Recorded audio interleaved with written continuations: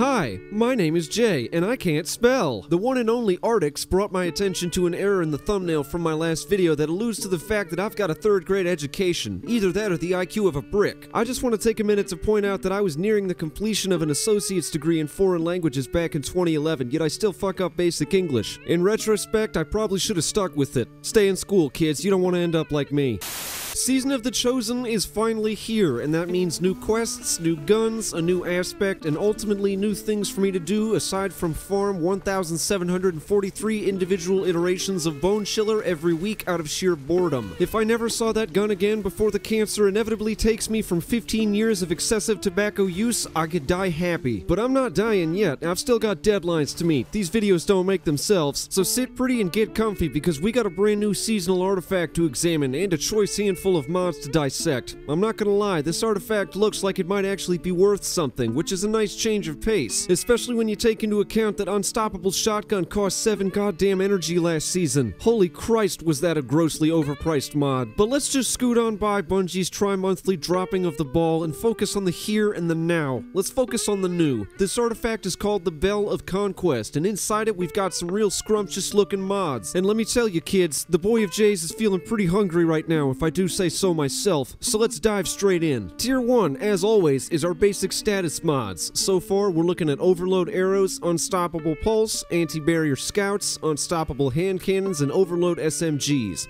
Decent weapon choices for Champion Affix. I do like a good change every once in a while. Even though I'm not a huge fan of Scouts, I do see this as a positive move in the right direction. It looks like Bungo is really pushing us to rely on Scouts/Snipers for barriers this season. We'll talk about that sniper part in just a second. I'm super heated about that. Tier 2 brings us Scout/Sniper targeting, a dual functional mod that I've never seen before, which is nice, and we've also got Scout Loader. Again, playing into the Snipers and Scouts corner that we're being painted into this season. Next up, we've got Bow Dexterity, which nobody cares about, so its inclusion in this artifact is actually an anomaly that desperately needs purging. And then we've got Sniper Dexterity. Again, Snipers and Scouts, all season long. And then lastly, we've got Sidearm Dexterity, which is actually a great choice for hunters who are still using Devil's Ruin or Traveler's Chosen with the Mechaneer's Trick Sleeves. I gotta hand it to him, that was a good choice. Tier 3 has Unflinching Scout Aim, Sniper Scavenger, and a Bow Reloader. I'm gonna assume that means knocking speed and not draw time, because why would Bungie give us something that actually makes bows useful in PvE? And if you're sitting there thinking to yourself, well that doesn't sound like something they do, you're right, they wouldn't. So why is this mod in my artifact? Knocking speed for arrows has never been an issue, not with anything save for Leviathan's Breath, and if this mod was placed here in hopes that I'd give up an LMG, a grenade launcher, a rocket, a sword, or literally anything in exchange for a heavy bow,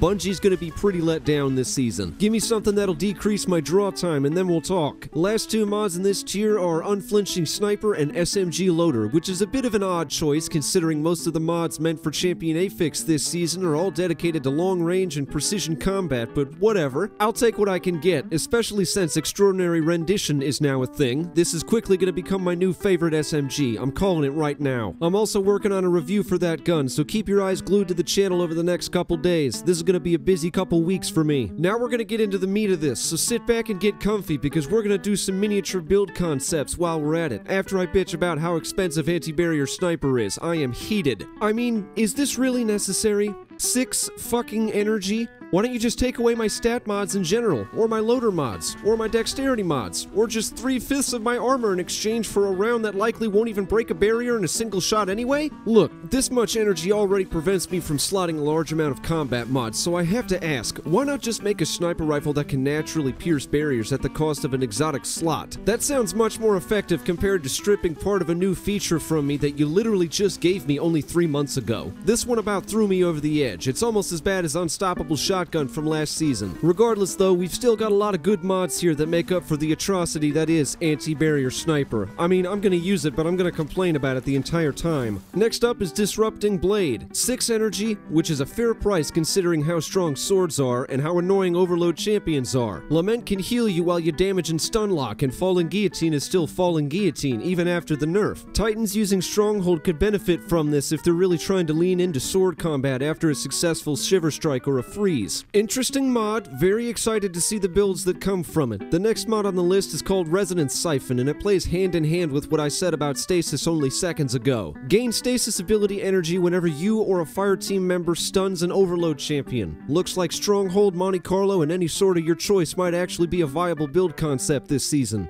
Maybe. We'll talk about it. Surge Detonators is next. Same basic concept as Disrupting Blade, just with art grenades. Strong against asshole Overload champions. Absolutely perfect for a Liar's Handshake melee build on Top Tree Arcstrider, or, if you're feeling lucky, Lucky Raspberry for a Middle Tree Arcstrider build with Ebb and Flow. A Middle Tree Stormcaller could also have a good time with that one too, especially with Ionic Trace. Infinite Grenades is a term that rolls off the tongue so well that it makes me drool. Last on Tier 4, we've got Inferno Whip. All you Titans already know the drill. Mark 44 stand-asides with heavy-handed for unlimited, unstoppable melee attacks. That is, until you run out of charges. I suppose you could swap stand-asides for the Peregrine Greaves too at the cost of energy regen in exchange for double damage on a shoulder charge. Either way, keep that Monte Carlo handy this season. You're gonna need it. Tier 5 is where the juiciest and most scrumptious mods exist, so I'm gonna stop reading things in order and get serious for a minute. Focusing Lens. Light-based abilities deal bonus damage to targets affected by stasis. This is going to work hand in hand with another mod called Sundering Glare, which weakens targets after rapid critical hits from a distance. It's like Oppressive Darkness, but bullets, and it gives me yet another reason to use the bottom tree gunslinger for that throwing knife with Arthas Embrace after a friend freezes a boss target. In theory, Arthas and Focusing Lens should work together and stack for massive damage, but that remains to be seen. Passive Guard was literally made to work with Disrupting Blade. It softens the damage you take from targets that are far too close for comfort when you got a sword in hand, aka